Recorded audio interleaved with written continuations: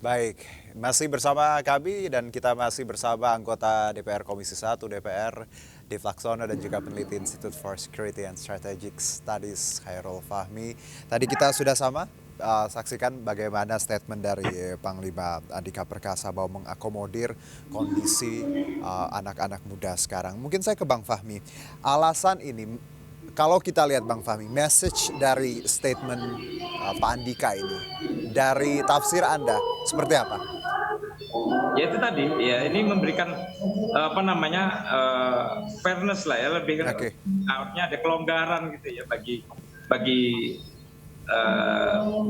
para apa namanya para peminat bagi apa anak-anak muda yang ingin mendaftar TNI ya. Jadi dengan umur dijadikan 17 tahun 9 bulan, kemudian tinggi badan menjadi 160, ini kan peluang bagi anak-anak muda ini untuk mendaftar tadi ini akan jadi lebih besar begitu ya, sehingga ya jika seleksi dilakukan dengan ketat ini akan apa namanya akan tidak sulit memenuhi kuota gitu untuk memenuhi kuota, dan dengan begitu kalau kuota bisa dipenuhi dengan seleksi yang ketat ya artinya tidak perlu juga ada dispensasi begitu ya bagi apa namanya calon gitu ya, karena apa namanya ketika kuota tidak terpenuhi. Nah ini salah satu apa namanya kuota untuk Indonesia rata-rata berapa Bang Fahmi untuk tiap tahunnya? Gimana? Kuota kita untuk tiap tahunnya? Itu berbeda ya kalau nggak salah apa namanya antara Akmil, AAL dan AAU ini kan berbeda. Sekitaran? Kalau nggak salah sekitar kalau Akmil itu sekitar 300-an ya kalau nggak salah Mas Dev ya. Nah, kemudian kalau Akmil kalau AAL dan AAU itu sekitar 150 lah. Oke. Baik. Saya ke Bang Dev. Bang Dev, saya sangat menjunjung tinggi keterbukaan, equality ya. Siapapun berhak untuk masuk seperti itu dalam TNI. Tapi di satu sisi saya juga tidak ingin jadi small minded. Ada asumsi bahwa aturan ini dibuat untuk mungkin melonggarkan atau mengakomodir beberapa pihak seperti itu yang mempunyai kepentingan. Jawaban Anda?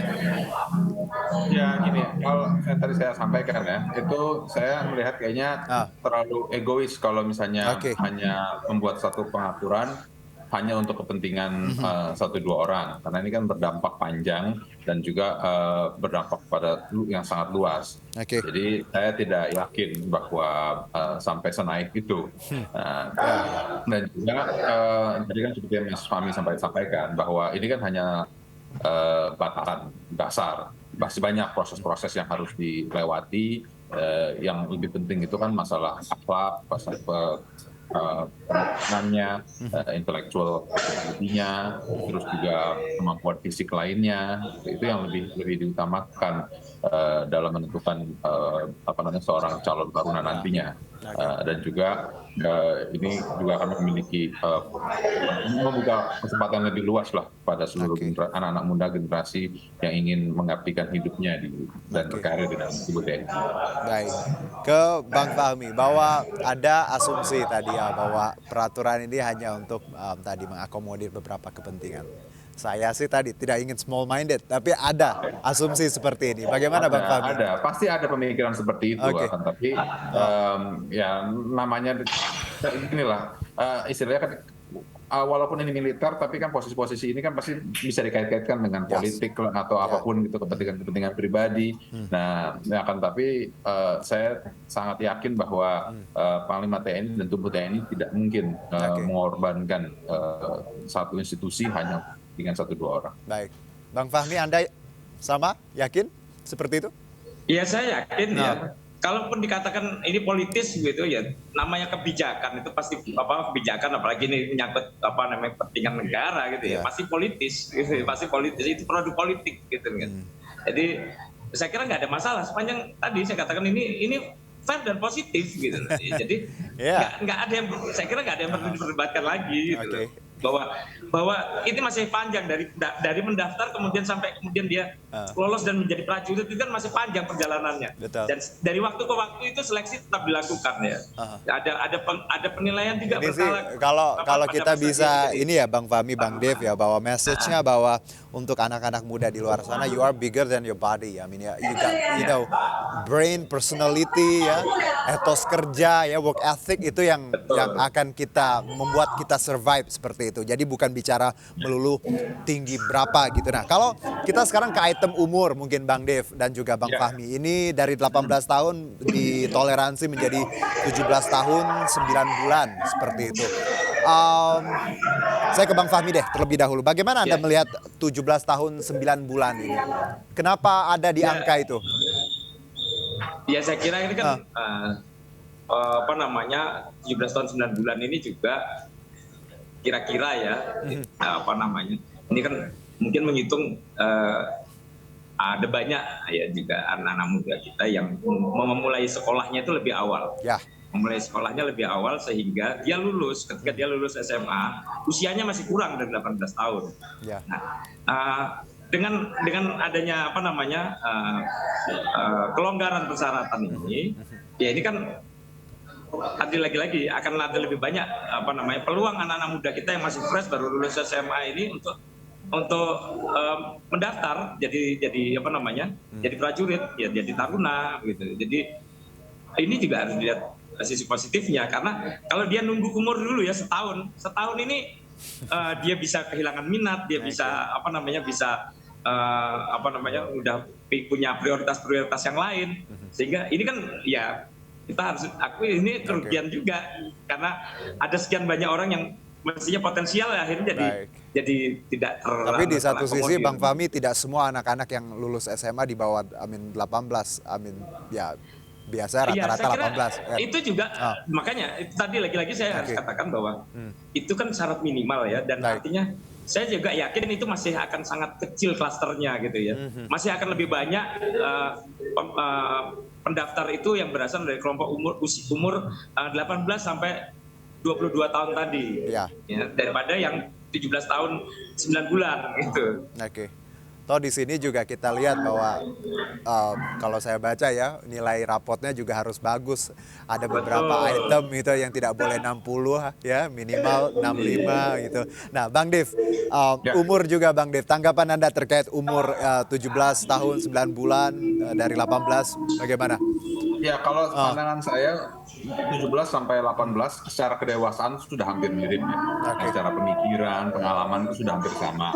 Jadi tidak usah lagi dipermasalahkan. Cuman itu kan kadang-kadang ada yang mulai sekolahnya itu 5 tahun atau mungkin 5 tahun. Jadi selesainya itu sudah belum 18 tahun. Nah, kalau misalnya, dan kalau mereka yang bisa masuk itu belum 18 tahun kan juga buat masa dinasnya bisa lebih panjang gitu. Kan kadang-kadang kan kita lihat ya misalnya angkatan muda tapi usianya usia tua gitu, jadi belum sempat bintang, atau misalnya sebenarnya masih panjang karirnya bagus akan tapi kepotong masuk masa usia pensiun. Ya hal inilah yang ya mungkin bisa dipertimbangkan ke depannya sehingga memberikan kesempatan karir yang lebih panjang dan lebih cemerlang lah bagi pemimpin TNI. Baik, jadi sebenarnya dari awal bagaimana kita diskusi ini ya Bang Fahmi dan Bang Dev, bahwa soalnya tadi kita setuju bahwa ada perubahan ke arah positif ini, dan ini pun juga syarat awal ya. Di luar itu kita ingin prajurit kita yang tadi punya integritas, kuat, mentally ya, secara mental dan juga bagaimana keterampilan. Saya ke Bang Fahmi mungkin. Satu sebelum kita tutup diskusi ini. Di luar yang tadi kita bicarakan, apa menurut Anda yang harus diinfuse ke dalam tubuh TNI untuk nantinya para prajurit muda ini kita bisa mendapatkan banyak anak-anak muda yang tentunya tadi memang di garda depan menjaga kedaulatan negara Republik Indonesia? Ya, anak-anak muda itu yang perlu ditanamkan terutama ya terkait dengan kalau kita bicara TNI, penting itu ada integritas, loyalitas. Ya. Ini hal-hal yang penting, terutama kan kan mereka nantinya pada saat menjadi prajurit tetap harus berpegang pada sabta marga dan sumpah prajurit ini. Ini kan berkaitan dengan integritas dan loyalitas tadi, penghormatan pada hierarki. Ini juga hal yang penting. Sehingga ke depan ya kita juga tidak ingin mendengar lagi lah ada kehebohan-kehebohan yang terkait dengan hal-hal yang ini tadi terkait dengan loyalitas, terkait dengan penghormatan pada hierarki, mengenali batas kewenangan masing-masing. Nah, ini hal-hal seperti ini yang saya kira juga penting. Antusiasme itu biasa, apalagi anak-anak muda ini kita pasti punya antusiasme, tapi batasannya harus jelas, itu yang juga harus diperhatikan. Oke, Bang Dep, ada tambahan apa yang harus diinfuse ke dalam tubuh nanti TNI, khususnya prajurit-prajurit muda di luar tadi syarat-syarat yang kita sebutkan? Ya, tentunya harus ada pengembangan wawasan dan juga penyesuaian terhadap perkembangan zaman. Teknologi terus berkembang semakin maju. Kita sudah masuk di era digitalisasi dan juga di era globalisasi yang begitu kencangnya derasnya informasi yang masuk.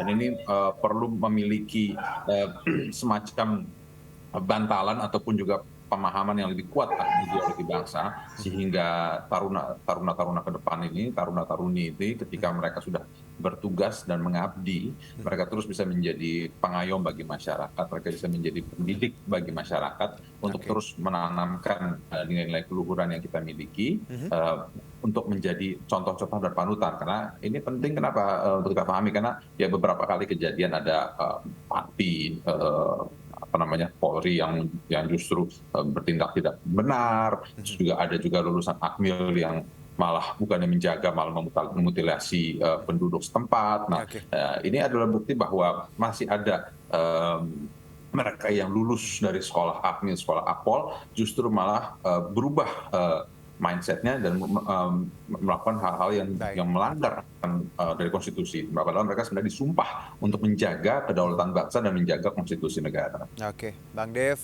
Bang Fahmi, menarik sekali diskusi kita sore ini. Terima kasih atas insight-nya. Sehat-sehat untuk semua. Terima kasih. Terima kasih.